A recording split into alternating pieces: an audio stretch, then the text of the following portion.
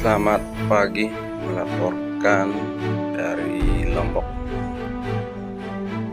Desa Tamanayu, Dusun Induk. Pantai ini terletak di Dusun Induk. Biasanya pantai ini ramai dikunjungi.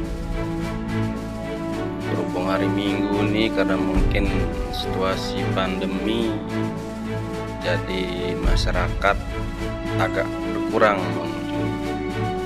Biasanya tempat ini ramai terus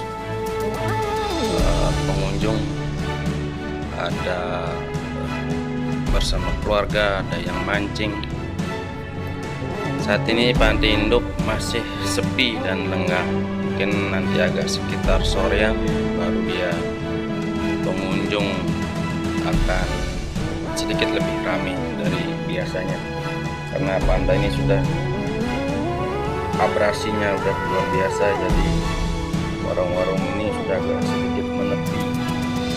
Mungkin itu yang dapat kami sampaikan. Salam sehat dan sukses selalu. Semangat.